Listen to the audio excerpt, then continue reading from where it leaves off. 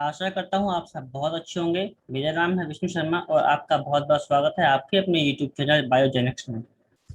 दोस्तों, इस धरती पर लगभग लगभग 1.7 मिलियन, कितनी, 1.7 मिलियन स्पीशीज अब तक ऑन रिकॉर्ड हैं। ठीक है, 1.7 मिलियन स्पीशीज अब तक ऑन रिकॉर्ड हैं।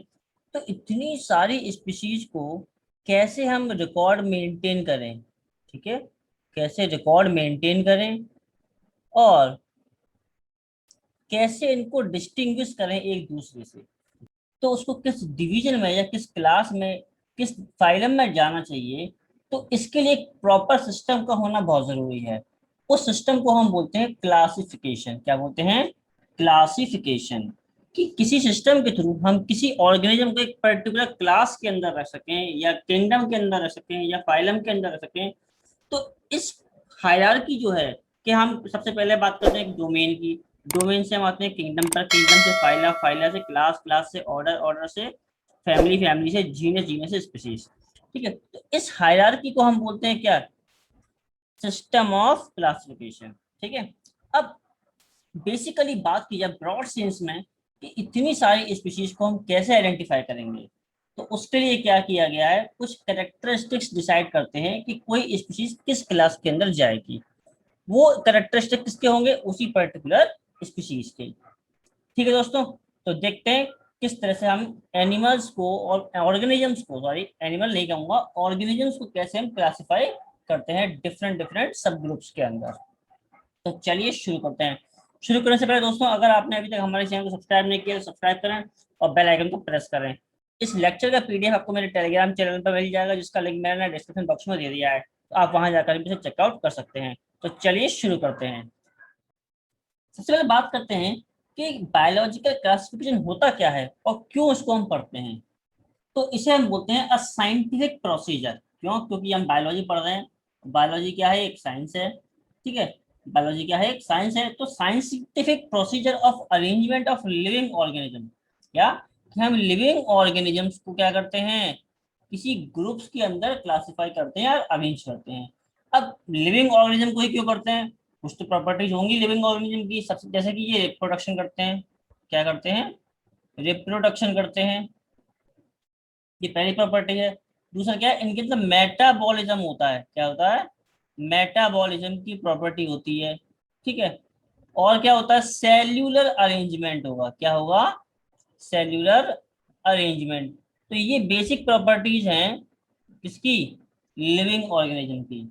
ठीक है। अब इस अरेंजमेंट, जो हम अरेंजमेंट कर रहे हैं, इसको हम कैसे करेंगे, किस किस बेसिस पर करेंगे? तो उसको बोलते हैं टेक्सोनॉमी के बेसिस पर। किस पर करेंगे? टेक्सोनॉमी के बेसिस पर। तो टेक्सोनॉमी क्या है? कि आइडेंटिफिकेशन। पहले हम किसी चीज को आइडेंटिफाई करेंगे, देन नोमेनक्लेचर, उसका क्या करेंगे, नामकरण कर देंगे, एक नाम पर्टिकुलर दे देंगे। और देन उसको क्या करेंगे, क्लासिफाई करेंगे। क्या करेंगे? क्लासिफाई करेंगे किसी पर्टिकुलर ऑर्गेनिज्म को। अब उस ऑर्गेनिज्म से सिमिलैरिटीज और डिससिमिलैरिटीज की बेसिस पर हम उसके जैसे ही ऑर्गेनिज्म को क्या करेंगे, उसी की क्लास में रखेंगे। ठीक है। और बेसिक उस क्लास से थोड़ा बहुत अगर सिमिलर है तो उसी क्लास का होगा, अगर थोड़ा अलग डिससिमिलर है तो किसी और क्लास का होगा। तो इस तरह से क्या बनेगी, एक हायरार्की बन जाएगी। क्या बन जाएगी? हायरार्की बनेगी किसकी? कैटेगरीज की, जो मैंने बताई थी अभी। जैसे कि सबसे पहले क्या आएगा? डोमेन। डोमेन से kingdom, then phylum, then class, then order, then family, then genus and then finally species. ठीक है। तो डोमेन जो है, जो लार्जेस्ट कैटेगरी है, और जो स्पीशीज है वो स्मॉलेस्ट कैटेगरी है, स्मॉलेस्ट यूनिट है इसकी क्लासिफिकेशन की। ठीक है फ्रेंड्स। सिस्टमैटिक्स क्या होता है? कि ऑर्गेनाइजिंग टेक्सोनॉमी इंफॉर्मेशन। क्या? सिस्टमैटिक्स क्या है? Organising taxonomic information into a logical classification for all comparative studies. ठीक है। तो जो भी क्लासिफिकेशन हो रहा है उसको हम क्या कर सकें, सिस्टमैटिक तरीके से कंपैरेटिव स्टडीज में यूज कर सकें, उसे हम क्या बोलेंगे, सिस्टमैटिक्स। ठीक है। और सिस्टमैटिक्स और टेक्सोनॉमी को हम कलेक्टिवली क्या बोलते हैं, सिस्टेमिक बायोलॉजी। क्या बोलते हैं, सिस्टेमिक बायोलॉजी। तो ये जो क्लासिफिकेशन है इसकी स्टार्टिंग कहाँ से हुई, पायोनियर वर्क की सबसे पहले किसने किया? तो सबसे पहले जो पायोनियर वर्क किया था वो किया था एरिस्टोटल ने। किसने किया था? एरिस्टोटल।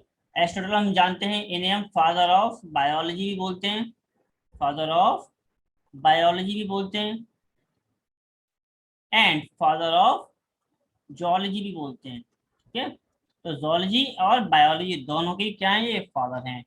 तो सबसे पहले इन्होंने क्या किया था, एक आइडेंटिफाई किया था कि ये जो ऑर्गेनिज्म है ये प्लांट कहलाए जाएंगे, ये जो ऑर्गेनिज्म है वो एनिमल कहलाए जाएंगे। तो इन बेसिस पर, जो इस ग्राउंड पर इन्होंने कैसे आइडेंटिफाई किया कि एनिमल कौन से होंगे, वो ऑर्गेनिज्म जिनके पास क्या होगा, ब्लड होगा। ठीक है, ब्लड होगा, वो चल फिर सकते हैं, मोटाइल होंगे। कैसे होंगे, मोटाइल होंगे। तो वो ऑर्गेनिज्म जो मोटाइल हैं, और वो मोटाइल ऑर्गेनिज्म को उन्होंने क्या बोल दिया, एनिमल बोल दिया। क्या बोल दिया, एनिमल। ठीक है। अब इन एनिमल्स को भी इन्होंने क्या किया, दो ग्राउंड में आके डिवाइड कर दिया।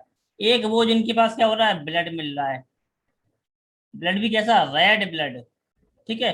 और एक जिनके पास ब्लड नहीं है, ठीक है, नो ब्लड,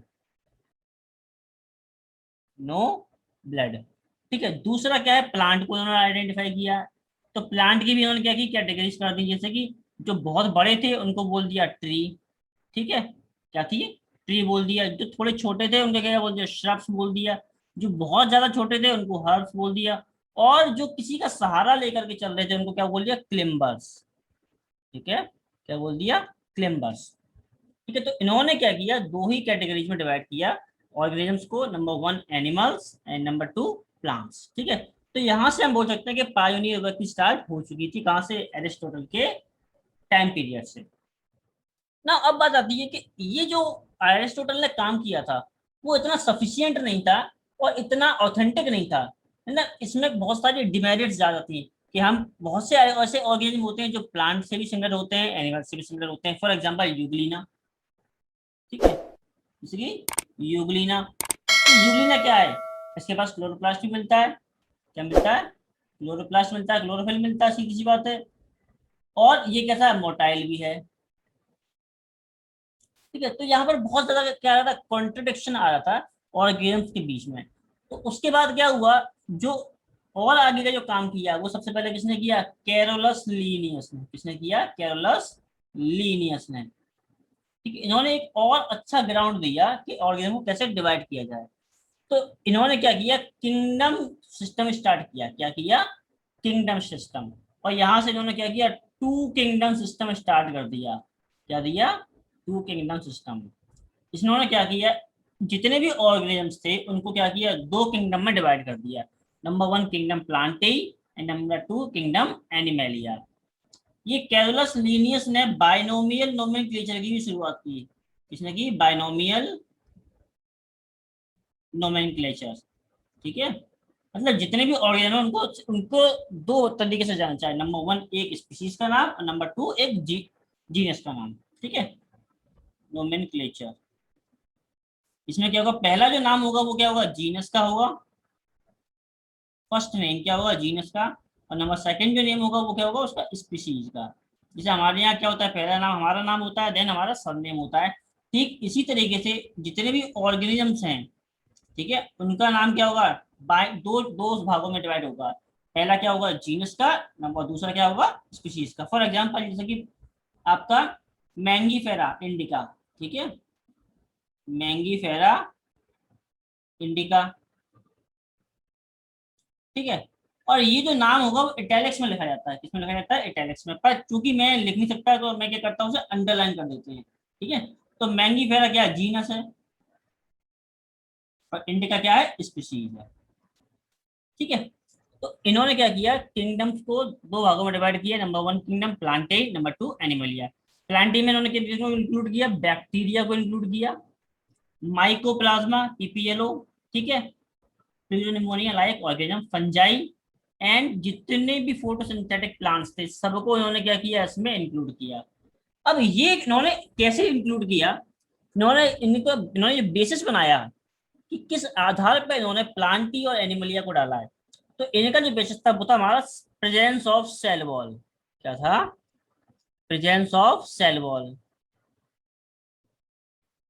वो ऑर्गेनिज्म जिनके अंदर क्या सेल वॉल प्रेजेंट है, वो किस में आएंगे? प्लांटी में आएंगे। और वो ऑर्गेनिज्म जिनके अंदर कोई भी सेल वॉल प्रेजेंट नहीं है, वो किस में जाएंगे? एनिमलिया में जाएंगे। तो हमें पता है कि बैक्टीरिया में भी सेल वॉल मिलती है। किसकी मिलती है बैक्टीरिया में सेल वॉल? पेप्टाइडोग्लाइकन की। किसकी मिलती है? पेप्टाइडोग्लाइकन।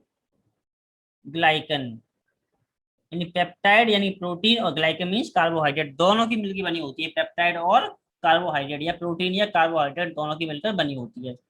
फंजाई में किसकी बनी होती है? काइटिन की बनी होती है, हमें पता है। ठीक है, काइटिन की बनी होती है। माइकोप्लाज्मा ट्रिपल लेयर होती है। ठीक है, क्या होती है? Triple layer of peptide glycan मिलती है। ठीक है, तो इसलिए ये क्या होते हैं? हीट रेजिस्टेंट होते हैं। ये क्या होते हैं? हीट रेजिस्टेंट होते हैं बहुत ज्यादा, माइकोप्लाज्मा। ठीक है, क्योंकि इनके पास क्या, 3 लेयर की क्या मिल रही है? सेल वॉल मिल रही है। ठीक है, अब जितने ही फोटोसिंथेटिक बैक्टीरिया होते हैं, इनकी किसकी बनी होती है? सेल्यूलोज की बनी होती है। सेल्यूलोजिक सेल वॉल होती है इनके पास। ठीक है, तो जितने भी ऑर्गेनिज्म है जिनके पास क्या है, सेल वॉल प्रेजेंट है, वो किस में जाएंगे? प्लांटी में। और जिनके पास सेल वॉल प्रेजेंट नहीं है, वो किस में जाएंगे? एनिमलिया में। नेक्स्ट आता है थ्री किंगडम क्लासिफिकेशन। क्या है? Three kingdom classification. ठीक है, थ्री किंगडम क्लासिफिकेशन ये किसने दिया था? अर्नस्ट हैकल ने। किसने दिया था? अर्नस्ट हैकल ने।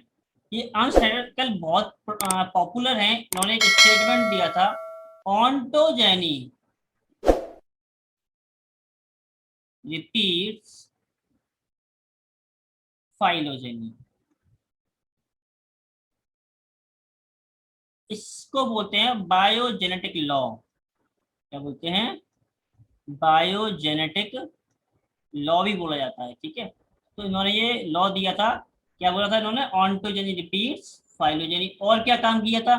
जो टर्म इकोलॉजी है, अभी आप पढ़ेंगे आगे, इकोलॉजी जो टर्म है, वो भी किसने प्रपोज किया था? अर्नस्ट हैकल ने ही प्रपोज किया था टर्म इकोलॉजी।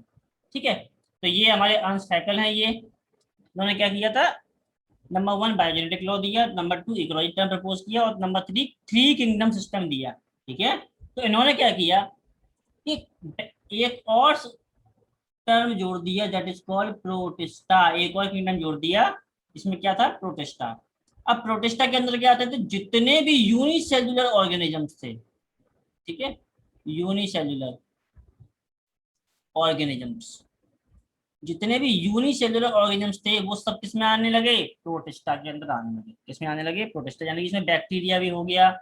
ठीक है, और आपका एल्गी भी आ गया। कुछ यूनिसेल्युलर एल्गी होती है, जैसे कि क्लेमाइडोमोनास। ठीक है, क्लेमाइडोमोनास। और आपका ओइडोगोनियम। ठीक है, तो ये क्या यूनिसेल्युलर एल्गीज हैं। फंजाई जितनी भी आने लगी। ठीक है, फंजाई, अब हालांकि फंजाई यूनिसेल्युलर भी होती हैं और मल्टी सेल्युलर भी होती हैं। ठीक है, क्या फंजाई, बहुत कम फंजाई ऐसी हैं जो यूनिसेल्युलर होती है, बट मोस्टली फंजाई कैसी होती है? मल्टी सेल्युलर होती हैं। ठीक है, मल्टी सेल्युलर। तो अगर कलेक्टिवली बात की जाए टोटल फंजाई की, तो कैसी होगी? मल्टी सेल्युलर होगी। बस कुछ ही ऐसी फंजाई हैं जो कैसी होती हैं? यूनिसेल्युलर होती है। For example yeast. ठीक है, सैक्रोमाइसिस सेरेविसी। ओके, इसको बोलते हैं यीस्ट को, सैक्रोमाइसिस सेरेविसी। तो दूसरा क्या उन्होंने बोला? और प्रोटोजोन्स। प्रोटोजोन्स देखो यहाँ पर क्या है, यहाँ पर प्रोटोजोन्स, एल्गी और फंजाई, ये सब कैसे हैं? यूकैरियोट्स हैं। कैसे हैं? यूकैरियोट्स हैं। ठीक है, और ओनली प्रोकैरियोट कौन सा है? बैक्टीरिया है। ठीक है, तो इसमें क्या आ गए? प्रोकैरियोट भी आ गए और यूकैरियोट भी आ गए। तो यहाँ भी आगे दिक्कत आएगी, आगे बात करेंगे। नेक्स्ट क्या आता है? इन्होंने क्या किया? प्लांटी दिया। ठीक है, प्लांटी। प्लांटी तो पहले भी था। तो यहाँ पर क्या, जितने भी मल्टी सेलुलर प्लांट्स थे, क्या थे? मल्टी सेलुलर प्लांट थे। जितने भी फोटोसिंथेटिक प्लांट थे, वो सब इसमें इंक्लूड कर दिया किंगडम प्लांटी में। और जितने भी एनिमल्स थे, वो तो सब आएंगे ही आएंगे किंगडम एनिमलिया के अंदर। ठीक है, अब बात करते हैं फोर किंगडम सिस्टम की। इसकी फोर किंगडम सिस्टम। ये फोर किंगडम सिस्टम में क्या था? ये दिया था प्रपोज कोपलैंड ने। किसने दिया था? कोपलैंड ने 1956 में। इन्होंने क्या किया, इसके अलावा इन्होंने देखो तीन किंगडम सिस्टम में कौन कौन से, प्रोटिस्टा था हमारा एक, तो प्लांटेई था और एनिमलिया था। तो प्लांटेई एनिमलिया में तो कोई भी हम छेड़छाड़ नहीं कर सकते, ठीक है।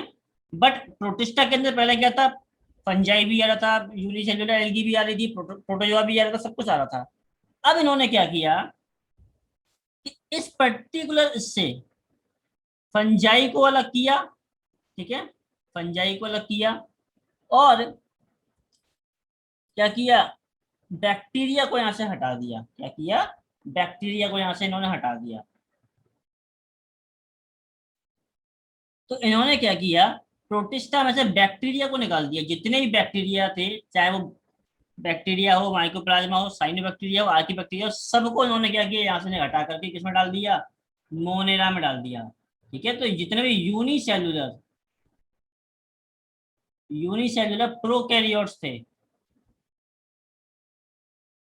उनके लिए क्या किया इन्होंने, एक नया फाइलम बना दिया, दैट इज कॉल्ड मोनेरा। ठीक है। और बाकी प्रोटिस्टा में तो जितने भी क्या थे, eukaryotic unicellular prokaryote, sorry, unicellular eukaryotes आते हैं। ठीक है, यूनिसेल्युलर यूकैरियोट्स जितने भी थे, ओके, जितने भी यूनिसेलुलर यूकैरियोट्स थे वो सारे के सारे किसमें आने लगे, अब प्रोटिस्टा में आने लगे। तो सिर्फ और सिर्फ प्रोटिस्टा को डिवाइड किया इन्होंने। प्रोटिस्टा में से ही क्या किया, एक नया किंगडम निकाल दिया, that is called Monera. Next is kingdom Plantae. तो प्लांटी में जितने मल्टी सेलुलर ऑटोट्रॉफिक यूकैरियोट थे वो सभी आ गए। एनिमलिया में जितने मल्टी सेलुलर हेट्रोट्रॉफिक यूकैरियोट थे, देखो प्रोटो प्रोटोट्रॉफ और सॉरी, हेट्रोट्रॉफ और ऑटोट्रॉफ में क्या डिवीजन है, देखिए, हेट्रोट्रोफिक मोड ऑफ न्यूट्रिशन और ऑटोट्रोफिक मोड ऑफ न्यूट्रिशन में क्या डिफरेंस है।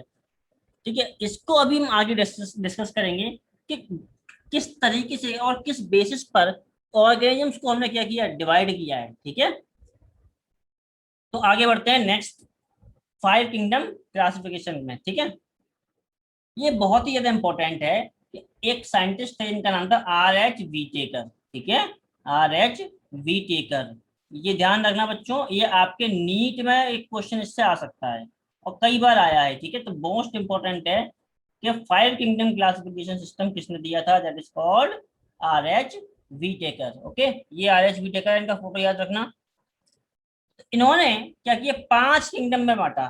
ठीक है, क्या किया इन्होंने, 5 किंगडम में बांटा ऑर्गेनिजम्स को। ठीक है, तो पहले किंगडम देख लेते हैं इनके कौन कौन से किंगडम थे। नंबर 1 किंगडम था मोनेरा। ठीक है, नंबर सेकंड था प्रोटिस्टा, नंबर थर्ड था fungi, number 4 Plantae and number 5 Animalia. ठीक है, अब मोनेरा में इन्होंने क्या किया, जितने भी बैक्टीरिया थे, क्या थे, बैक्टीरिया थे, सारे के सारे आ गए। अब बैक्टीरिया में भी क्या है, आर्किया हो गए कुछ तो, और क्या हो गए, यू बैक्टीरिया। ठीक है, archaea and you bacteria.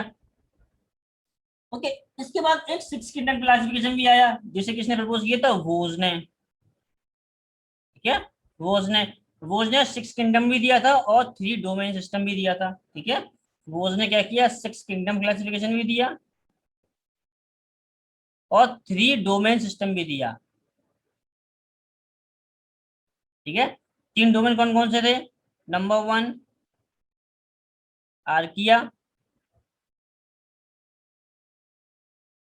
Bacteria या यू बैक्टीरिया बोल सकते हैं इसे, यू बैक्टीरिया या बैक्टीरिया,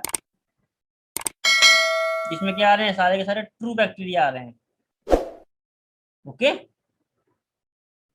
एंड नंबर थर्ड यूकैरिया।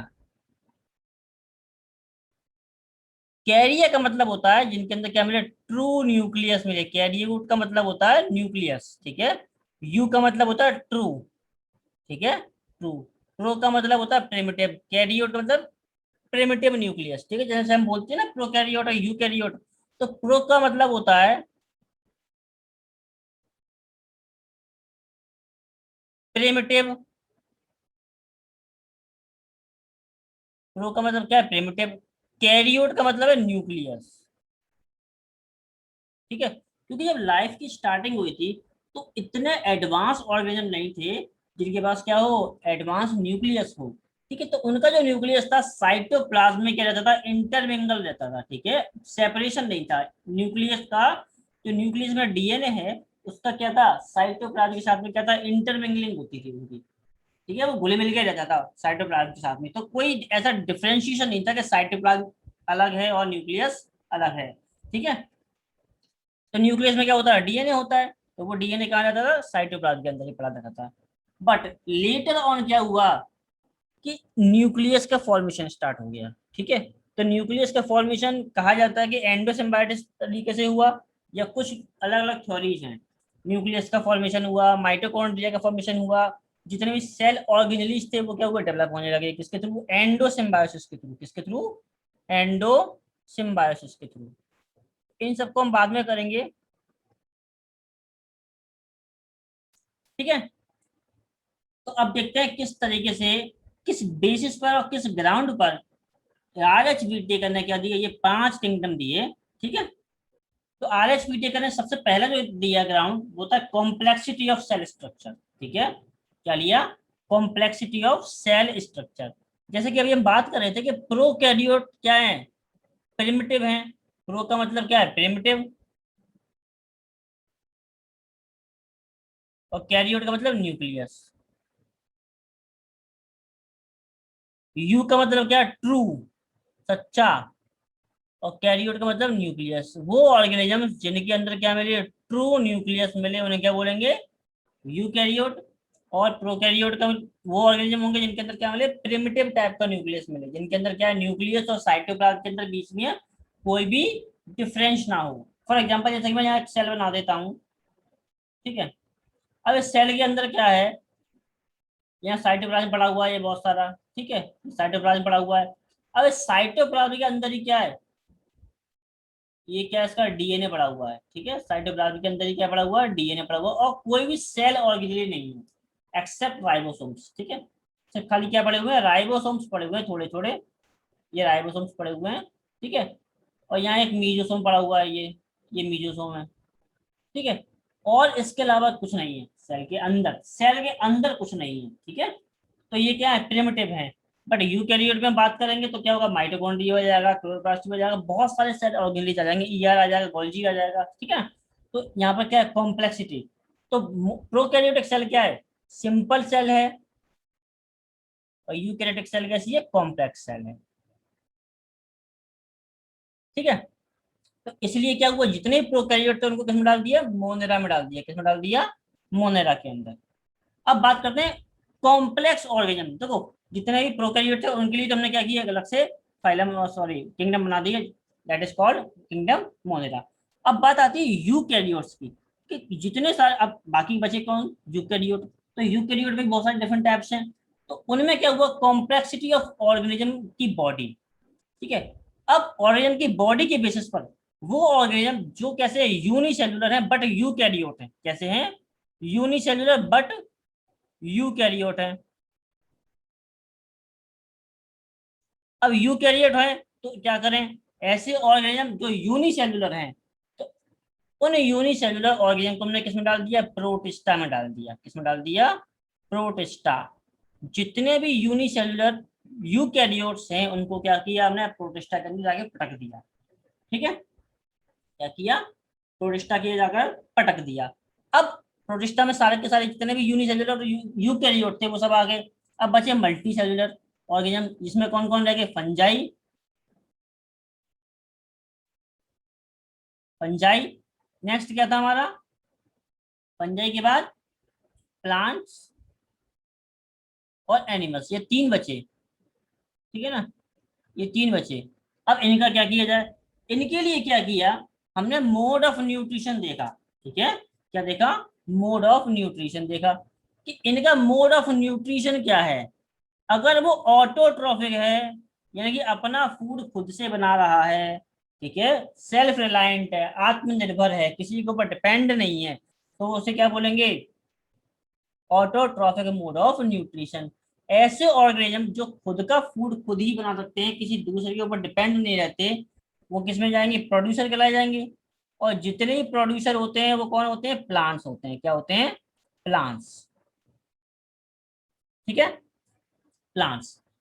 अब बात आती है हेट्रोट्रॉफिक मोड ऑफ न्यूट्रिशन। तो हम यहाँ पे बोल सकते हैं जितने भी ऑटोट्रॉफिक होंगे ऑर्गेनिजम्स, वो किस में जाएंगे, किंगडम प्लांटी में जाएंगे। किस में जाएंगे, किंगडम प्लांटी।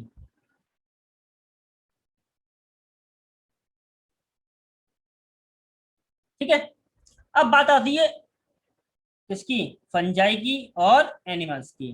ठीक है, इनमें दोनों में ही किसी कैसा मोड ऑफ न्यूट्रिशन होता है, हेट्रोट्रॉफिक मोड ऑफ न्यूट्रिशन होता है। कैसा होता है, हेट्रोट्रॉफिक मोड ऑफ न्यूट्रिशन। अब हेट्रोट्रॉफिक मोड ऑफ न्यूट्रिशन के ही बहुत सारे टाइप होते हैं। ठीक है, जिसमें हम बोल सकते हैं एक होता है होलोजोइक। क्या होता है, होलोजोइक। और एक होता है सेप्रोफिटिक।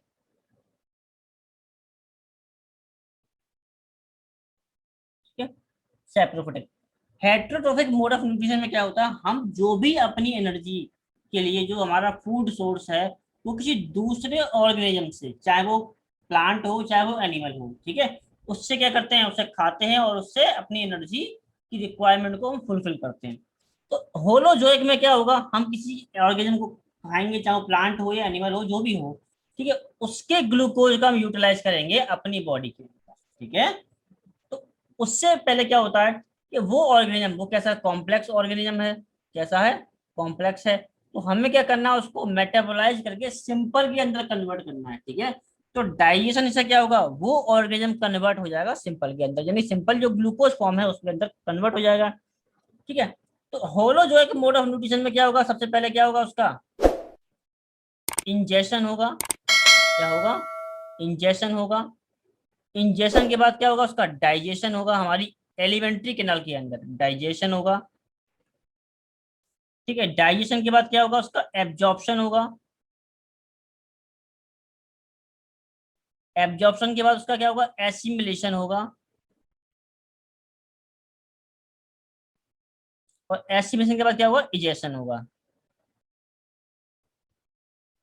ठीक है, यानी कि जो भी फूड हमने यहाँ से क्या होगा, फूड एंटर करेगा माउथ से और एनएस से थ्रू क्या होगा, यहाँ माउथ से आएगा और यहाँ एनएस से क्या होगा, बाहर निकल जाएगा। ठीक है, इस टाइप का अगर मोड ऑफ न्यूट्रिशन हो रहा है, इसमें क्या हो रहा है, जो भी डाइजेशन हो रहा है बॉडी के अंदर हो रहा है। ठीक है, जितना भी कार्बोहाइड्रेट है उसको हम क्या कर रहे हैं, बॉडी के अंदर डाइजेस्ट कर रहे हैं। ठीक है, but saprophytic mode of nutrition में क्या होता है, जो डाइजेस्टिव एंजाइम है वो बॉडी के बाहर रिलीज आउट होते हैं और देन वो वापस क्या होते हैं, सक कर ले जाते हैं, किसके थ्रू, सेप्रोफिटिक ऑर्गेनिम्स के थ्रू। ठीक है, इसमें कौन आते हैं, हमारी फंजाई। कौन आता है, फंजाई। और होलोजोइक मोड ऑफ न्यूट्रिशन किसमें आता है, एनिमल्स के अंदर। ठीक है, एनिमल्स के अंदर भी आता है। ओके, हालांकि होलोजोइक के अलावा भी बहुत सारे type of mode of nutrition होते हैं, जैसे कि पैरासिटिक मोड ऑफ न्यूट्रिशन हो गया, और भी बहुत टाइप के मोड ऑफ न्यूट्रिशन होते हैं। होलोजोइक हो गया, होलोफिटिक हो गया। ठीक है, जो प्लांट को खाते हैं वो क्या हो गया, होलोफिटिक हो गया। ठीक है, तो ऐसे ऑर्गेनिज्म जो क्या कर रहे हैं, जिनका डाइजेस्टिव जूस या डाइजेस्टिव एंजाइम पहले क्या करेंगे, उस फूड सोर्स के ऊपर गिरेंगे, देन उसको डाइजेस्ट करेंगे और देन वो ऑर्गेनिज्म क्या करेगा, उस डाइजेस्टेड मटेरियल क्या करेगा, सक करेगा। ठीक है, एब्जॉर्ब कर लेगा, आई मीन टू से। चलिए आगे बढ़ते हैं, नेक्स्ट क्या है, फाइलोजेनेटिक रिलेशनशिप। अब यहाँ एक बहुत चीज इंपॉर्टेंट है कि उस जो भी स्पीसीज हम बोल रहे हैं, जो भी ऑर्गेनिजम्स हैं, उनका फाइलोजेनेटिक रिलेशनशिप कैसा है। तो हम बात कर सकते हैं कि भाई बैक्टीरिया कैसे थे, सिंपलेस्ट थे, प्रिमिटिव थे। कैसे थे, प्रिमिटिव थे। बैक्टीरिया से क्या हुआ, प्रोटोजोआ आए, वो थोड़े एडवांस हुए, देन यूनिसेलुलर से मल्टी सेलुलर आए, मल्टी सेलुलर से टिश्यू सिस्टम आया, टिश्यू सिस्टम से क्या आया, हम्म ऑर्गन बने, ऑर्गन से ऑर्गन सिस्टम, और ऑर्गन सिस्टम से क्या बने, ऑर्गेनिज्म बने। ठीक है, तो इस तरह से क्या हो रहा है कि सिंपल से हम कॉम्प्लेक्सिटी की तरफ बढ़ रहे हैं। ठीक है, सिंपलिसिटी से क्या बढ़ रहे हैं, कॉम्प्लेक्सिटी की तरफ। ठीक है, तो उनका फाइलोजेनेटिक रिलेशनशिप कैसा रहा, सिंपलिसिटी टू कॉम्प्लेक्सिटी। ठीक ठीक है। इकोलॉजिकल रॉ मटेरियल में बात करेंगे कि प्रोड्यूसर क्या होते हैं, कंज्यूमर क्या होते हैं, और डिकम्पोजर क्या होते हैं। ये जो सेप्रोफिटिक होते हैं ये डिकम्पोजर की कैटेगरी में आते हैं, ठीक है, इसकी कैटेगरी में आते हैं डिकम्पोजर की जगह। और जो हमारे होलोजोइक होते हैं ये होते हैं मोस्टली कंज्यूमर। एक्चुअली होते ये भी कंज्यूमर ही है, बट ये डिकम्पोज करते हैं पहले, ठीक है, कॉम्प्लेक्स। ठीक है दोस्तों, तो आशा करता हूँ आपको आज का वीडियो पसंद आया होगा। अगर आपको आज का वीडियो पसंद आया तो प्लीज को लाइक कीजिएगा, शेयर कीजिएगा, और हमारे चैनल को सब्सक्राइब करना बिल्कुल ना भूलिएगा। मैं मिलता हूँ आपसे अगले वीडियो, तब तक के लिए जय हिंद, जय भारत।